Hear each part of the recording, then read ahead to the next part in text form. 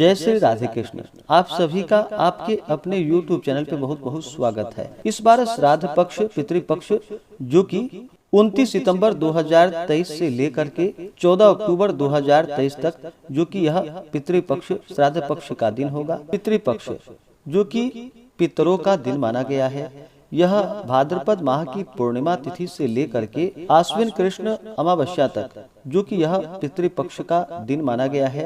भाद्रपद की पूर्णिमा जो कि इस दिन ऋषि तर्पण किया जाता है और वही आश्विन कृष्ण पक्ष प्रतिपदा से लेकर के अमावस्या तिथि तक खास करके पितरों का श्राद्ध तर्पण आदि का कार्य किया जाता है। इससे पितृ देवताओं का आशीर्वाद प्राप्त होता है, क्योंकि जिन माता पिता ने हमारी आयु, आरोग्य और सुख तथा सौभाग्य आदि की अवृद्धि के लिए अनेक प्रकार के यत्न या प्रयास किए हैं, उनके ऋण से मुक्त न होने पर हमारा जो कि जन्म ग्रहण करना निरर्थक होता है। उनके ऋण उतारने में कोई ज्यादा खर्च हो सो भी यह नहीं होता। केवल वर्ष भर में उनकी मृत्यु के तिथि को जो कि सर्व सुलभ जल, तिल, यव, कुश और पुष्प आदि से उनका श्राद्ध संपन्न करने और गोग्रास यानी कि गाय को ग्रास देने से, कौवे को भोजन देने से, 1 या 3 अथवा 5 आदि ब्राह्मणों को भोजन करा देने मात्र से जो कि ऋण उतर जाता है। अतः सरलता से साध्य होने वाले कार्यों की उपेक्षा नहीं करनी चाहिए। इसके लिए जिस मास की जिस तिथि को माता पिता आदि की मृत्यु हुई हो उस तिथि को श्राद्धादि करने के सिवा आश्विन कृष्ण जो कि महालया पक्ष में भी उसी तिथि को श्राद्ध तर्पण, गोग्रास और ब्राह्मण भोजन कराना जो कि आवश्यक है।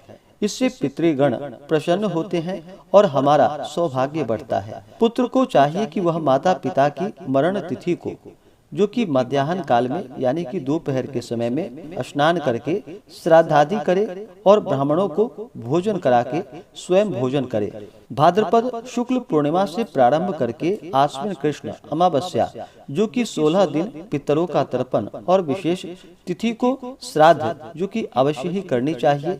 इस प्रकार करने से पितृव्रत यथोचित रूप से पूर्ण होता है और इससे पितृदोष आदि सभी दोषों से मुक्ति मिलती है।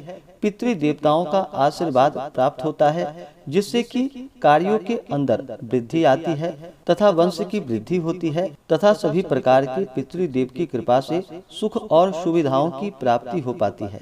इस बार पितृपक्ष वर्ष 2023 में जो कि 29 सितंबर 2023 से लेकर के 14 अक्टूबर 2023 तक जो कि इस दौरान अपने पितरों के निमित्त श्राद्ध तर्पण आदि का कार्य करे। इससे पितृ देवताओं का आशीर्वाद प्राप्त होता है। तो आइए जानते हैं कि पितृपक्ष में किन कार्यों को भूल कर भी नहीं करना चाहिए। जिन लोगों की कुंडली में पितृदोष होता है उन लोगों को संतान सुख आसानी से नहीं मिल पाता है या फिर संतान बुरी संगत में पड़ जाता है। इन लोगों को नौकरी या व्यापार में हमेशा जो कि दिक्कतों का सामना करना पड़ता है। काम में बार बार बाधाएं आती है, घर में ज्यादा क्लेश झगड़ा होने लगते हैं, घर में सुख समृद्धि नहीं आती है, गरीबी और कर्ज बना रहता है, अक्सर बीमार रहते हैं और बेटी या बेटी की शादी में जो कि रुकावट का सामना भी करना पड़ता है। पितृपक्ष में जो कि पूर्वजों के निमित्त विधि विधान से तर्पण और श्राद्ध करे, ब्राह्मणों को भोजन करवाएं, दान दे और खास करके अमावस्या तिथि पर पितरों को जल अर्पित करे और त्रिपिंडी श्राद्ध कर्म आदि का कार्य करे। इससे पितृदोष से शांति प्राप्त होती है। पितृपक्ष शांति के लिए रोजाना जो कि दोपहर के समय पीपल के पेड़ की पूजा करे। पितरों को प्रसन्न करने के लिए पीपल में गंगा जल में काले तिल और पुष्प डाल करके जो कि अर्पित करनी चाहिए। पितृदोष शांति के लिए यह उपाय बहुत ही कारगर माना गया है। पितृपक्ष में रोजाना घर में शाम के समय दक्षिण दिशा में तेल का दीपक लगाए। ऐसा रोजाना भी कर सकते हैं। इससे पितृ संबंधित दोष खत्म हो जाते हैं। पितृदोष की शांति के लिए किसी जरूरतमंद को भोजन दान या गरीब की कन्या के विवाह में मदद करने से पितरदेव प्रसन्न होते हैं। ऐसा करने से पितृदोष शांत होने लगते हैं। पितृपक्ष में जो कि खास करके प्रत्येक दिन अगर नदी आदि तीर्थों आदि जगहों पर या पीपल वृक्ष के नीचे दीपक जलाना चाहिए पितृ देवताओं के नाम से। और खास करके तो अमावस्या तिथि के दिन, उस दिन दीप आदि का दान करना चाहिए, क्योंकि उस दिन सर्वपितृ अमावस्या होती है। और इस दिन जो कि पितृदेव जो भी आते हैं वो इस दिन पितृलोक के लिए प्रस्थान करते हैं, तो उनके निमित्त जो कि दीपक अवश्य ही जलानी चाहिए तीर्थ आदि जगहों पे या पीपल वृक्ष के नीचे, और अपने घर के बाहर भी जो कि दीपक लगाने चाहिए। इससे पितृदेवता प्रसन्न होकर के अपना आशीर्वाद प्रदान करते जाते हैं। इस दौरान भूल कर भी इन कार्यों को नहीं करना चाहिए और इन वस्तुओं का प्रयोग नहीं करना चाहिए। पितृपक्ष में शराब, मांसाहार भोजन, पान, बैगन, प्याज, लहसुन, बासी भोजन, सफेद तिल, लौकी, मूली, काला नमक, सत्तू, जीरा, मसूर की दाल, सरसों का साग आदि जो कि वर्जित माना गया है, इन वस्तुओं का प्रयोग नहीं करना चाहिए। श्राद्ध पक्ष में कोई अगर इन वस्तुओं का सेवन करते हैं या प्रयोग करते हैं तो इससे पितृदेवता जो कि नाराज होते हैं। पितृपक्ष के दौरान मांगलिक कार्य नहीं करनी चाहिए, जैसे कि विवाह, गृह प्रवेश, दुकान का मुहूर्त आदि तरह के मांगलिक कार्य जो कि बिल्कुल भी नहीं करनी चाहिए। साथ ही इस समय में कोई नया सामान भी नहीं खरीदनी चाहिए, नया वस्त्र नहीं खरीदनी चाहिए। पितृपक्ष में किसी से भी झूठ नहीं बोलनी चाहिए। इसके अलावा किसी को अपशब्द नहीं कहना चाहिए। सट्टा खेलना, किसी के साथ छल कपट करना, इस तरह के कार्य नहीं करने चाहिए। ऐसा करने से पितृ नाराज हो जाते हैं। साथ ही श्राद्ध पक्ष में जो कि ब्रह्मचर्य का पालन करना चाहिए।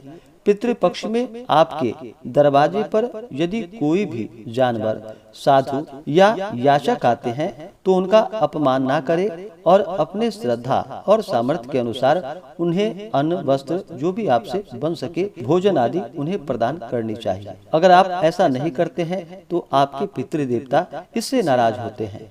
साथ ही घर के चौखट पर यदि कोई गाय, कुत्ता, भिखारी आता है तो उसका भी अपमान ना करे और उन्हें भी भोजन प्रदान करे। श्राद्ध पक्ष में जो कि बाल, दाढ़ी, नाखून आदि नहीं कटवानी चाहिए। श्राद्ध पक्ष के दौरान तर्पण के लिए काले तिल का प्रयोग किया जाता है।